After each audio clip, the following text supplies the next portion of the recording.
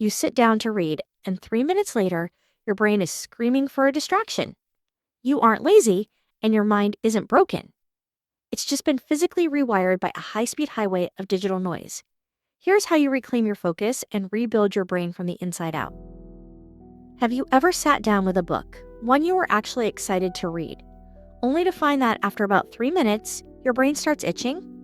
It's not a physical itch, but a mental restlessness that whispers, "This is taking too long."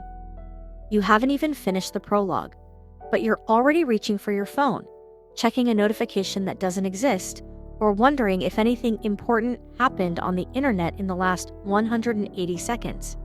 You feel a sense of guilt, maybe even a little bit of shame. You remember a version of yourself that could get lost in a story for hours, but that person feels like a stranger now. You start to wonder if your brain is simply broken. But here is the thing. Your brain isn't broken. It's actually doing exactly what it was designed to do.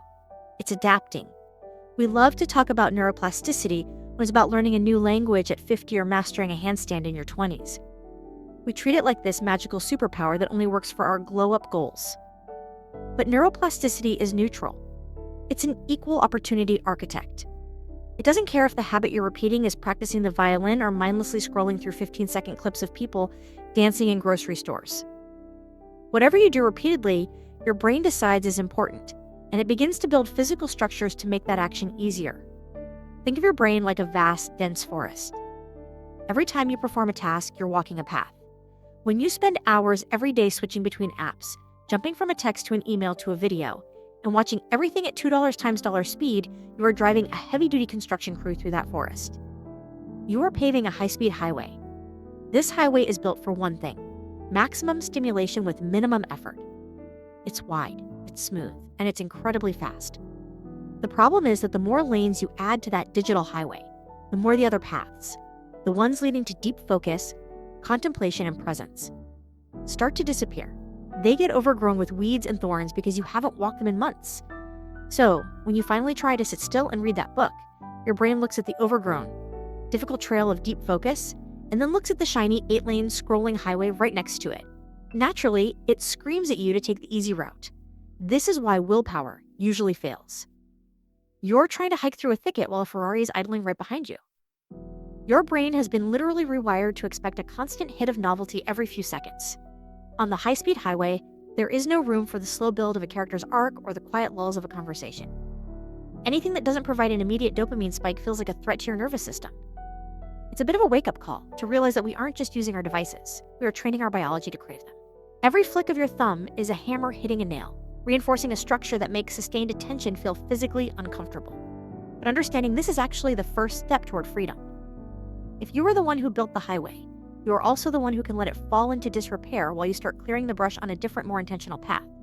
It won't be fast, and it definitely won't be paved at first, but your brain is still plastic. It's waiting for you to change the directions you're giving it. We like to tell ourselves that we use our phones because we're busy or because we need to stay informed, but if we're being honest, most of our screen time isn't a conscious choice. It's a leak. You pick up your phone to check the weather or set an alarm for the morning, and suddenly, 45 minutes have vanished into the ether. You surface from the screen feeling a little hazy, a little more tired, and wondering how you got there. This is the leaky brain problem, and it happens because your phone has stopped being a tool and has started being your digital pacifier. Think about what happens the moment you feel a flicker of an uncomfortable emotion. Maybe you're standing in line at the grocery store and you feel a wave of social awkwardness. Maybe you're sitting on the couch and a sudden pang of loneliness hits because the house is too quiet. Or maybe you're working on a difficult project and you hit a wall of frustration. In that exact microsecond of discomfort, where does your hand go? It goes to your pocket. We have reached a point where we no longer know how to sit with ourselves. We've forgotten the art of emotional regulation. Instead of processing boredom, we bury it under a mountain of memes. Instead of acknowledging our anxiety, we drown it out with a feed of strangers' lives. The phone offers immediate comfort with zero friction. It's the ultimate escape hatch. The problem is that every time you use the escape hatch, you're telling your nervous system that the real world, and your own internal world, is something to be avoided. This is where the trap part comes in. Because the phone is so effective at numbing us, we stop developing the muscles needed to handle life's natural lulls. We've become like toddlers who need a pacifier the moment things get slightly stressful. But as adults, when we constantly soothe ourselves with digital noise, we lose our ability to be intentional. We start choosing immediate comfort over the life we actually want to build. You might have a vision for your career, your health, or your creativity, but in those leaky moments, you aren't acting like the person who achieves those goals. You're acting like a person who is just trying to survive the next 10 minutes of boredom. The danger isn't just that we're wasting time. It's that we're training our brains to be emotionally fragile. We've become terrified of the gap, that empty space between activities where we might actually have to think a thought that isn't curated by an algorithm. We use our phones not to feel, not to process, and certainly not to regulate our nervous systems in a way that actually lasts.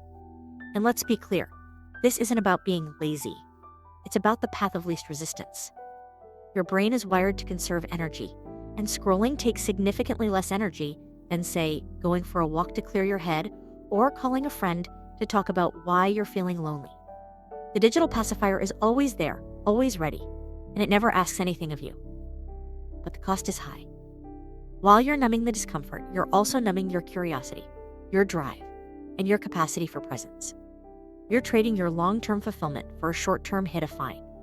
To break the trap, we have to start recognizing that the itch to scroll is actually a signal that there's an emotion underneath that needs our attention, not another app. If you feel like your digital pacifier has taken the wheel, it's time to take it back. I've put together a guide called 30 Days to a Better You, specifically to help you bridge that gap between where you are and the intentional life you want. It's not about overnight perfection. It's a day-by-day roadmap to regulate your nervous system and reclaim your time. Grab your copy at the link below and let's start clearing that path together. If the high-speed highway is where your brain feels most comfortable right now, then choosing to be off your phone feels like stepping directly into an overgrown ancient forest. It is quiet. It is still. And for the modern brain, that stillness feels less like peace and more like a threat. This is the stage where most people give up. You put the phone in the other room, you sit down, and suddenly the silence starts to roar. This is what it means to face the forest of silence, and it is the most critical hurdle in reclaiming your mind. The reason it feels so uncomfortable is that we've spent years using digital noise as a shield. When you remove the shield, you're left with everything you've been avoiding.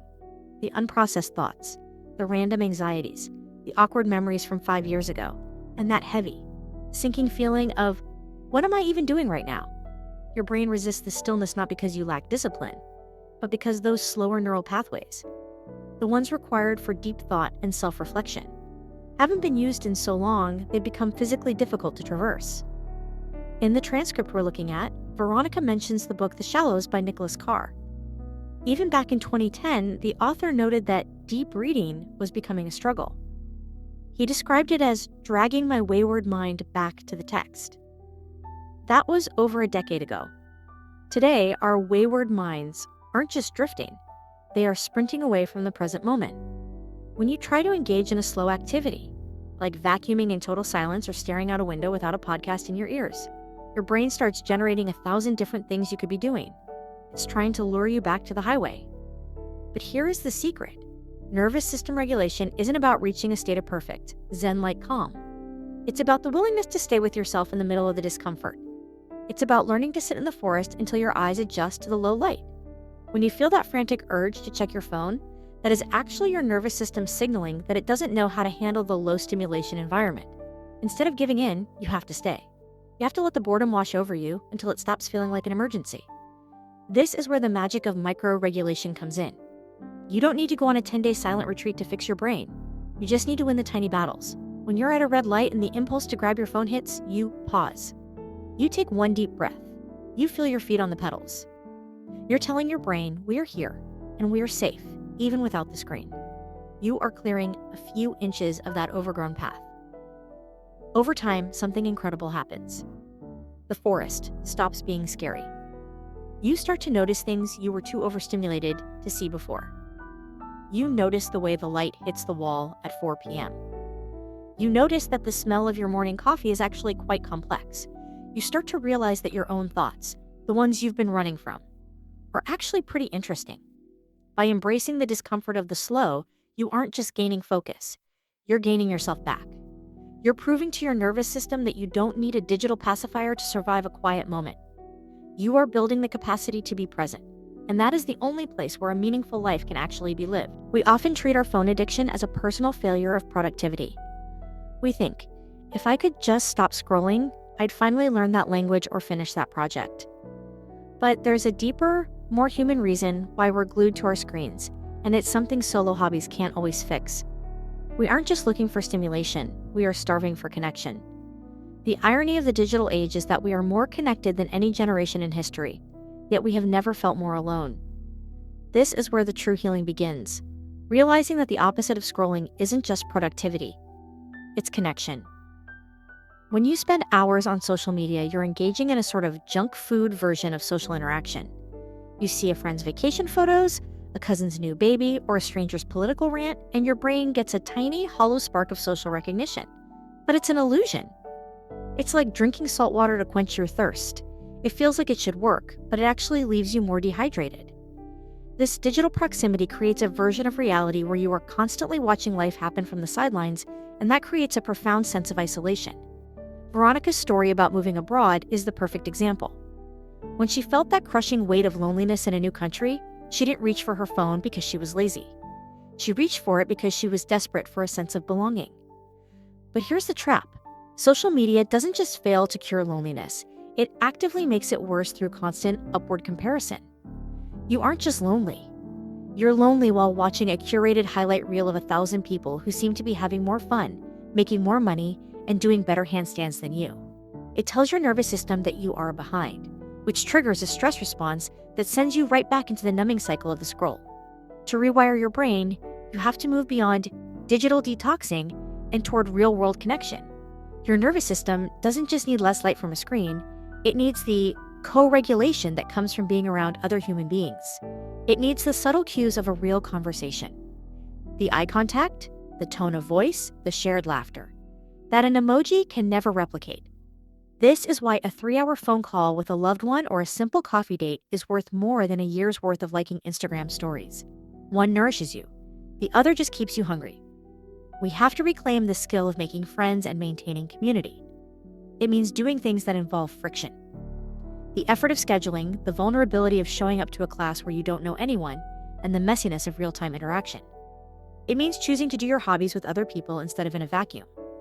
If you want to learn to paint, go to a studio. If you want to get fit, join a run club. When you prioritize these real-world ties, the pull of the phone naturally weakens. Why? Because your emotional needs are actually being met. When you feel seen, heard, and valued by real people in your physical space, the digital pacifier starts to look like what it actually is, a plastic substitute for the real thing. The connection cure is about realizing that we are social animals, and our attention spans are often just collateral damage in our search for belonging.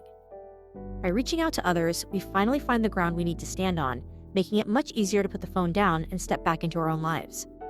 Does the idea of replacing digital scrolling with real-world connection feel like a relief, or does the effort of showing up feel a bit daunting right now? The final step in reclaiming your mind isn't about building a prison for your phone. It's about building a world outside of it that is so compelling, so frictionless, and so beautiful that the digital highway begins to look like a dusty, abandoned road. We often think of quitting our phone habits as an act of massive self-denial, like going on a crash diet where you're constantly staring at the cake you can't have. But the secret to a long-term rewire isn't more willpower. It's environmental design. You have to stop fighting your brain's desire for the easiest path and instead make the good path the easiest one to take. You need to build an offline sanctuary. In the world of habit formation, there is a concept called choice architecture. Right now, your life is likely architected for scrolling. Your phone is the first thing you see on your nightstand. It's in your hand while you wait for the kettle to boil. It's on the table while you eat. You have made the digital escape the default setting of your existence. To change this, you have to intentionally introduce friction. You turn your screen to grayscale so the vibrant, dopamine-inducing colors of the apps lose their psychological grip. You delete the apps that eat your time and relegate them to a desktop computer, making it a destination rather than a pocket-sized habit. You leave the phone in a different room while you work or sleep. You are essentially putting a road closed sign on that high-speed highway. But friction is only half the battle. If you take away the phone and leave a vacuum, The discomfort of the forest of silence will eventually drive you back to the screen. You have to simultaneously remove friction from the things you actually want to do. If you want to read more, don't hide your book on a shelf. Leave it open on your pillow or next to your favorite chair. If you want to move your body, lay out your yoga mat or your running shoes the night before. You want to make the intentional life feel like it's pulling you in, rather than something you have to push yourself toward. This sanctuary also requires a shift in how you view missing out. We are plagued by the fear that if we aren't constantly plugged into the hive mind, we will lose our place in the world. But the truth is, you are already missing out. You are missing out on the texture of your own days. You are missing out on the smell of the jasmine tea you've been drinking for years without actually tasting. When you find peace with the fact that you cannot and should not know everything that is happening everywhere at all times, you gain the freedom to know exactly what is happening in your own square inch of the earth. Building an offline sanctuary is also about ritual. It's about creating moments in your week that are sacred and untouchable. Maybe it's the Saturday morning call to your family that replaces a week of shallow social media stalking. Maybe it's a Tuesday night pottery class where your hands are too covered in clay to even think about a touchscreen. These rituals become the pillars of your new nervous system. They provide the deep, slow burn satisfaction that a like or a share can never emulate. As you build this life, you'll notice a shift. The discomfort of being without your phone starts to dissolve. The overgrown path through the forest becomes a well-worn trail. Focus starts to feel natural again. You begin to appreciate the cat-tacks of real life, those small, unexpected moments of beauty and humor that you used to scroll right past. You aren't just staying off your phone. You are finally showing up for your own life, and that version of you. The one who is present, connected, and intentional is the version of you that actually builds the future you've been dreaming about. The sanctuary isn't just a place, it's a way of being. What is one physical change you can make to your environment today that would make the good path just a little bit easier to walk?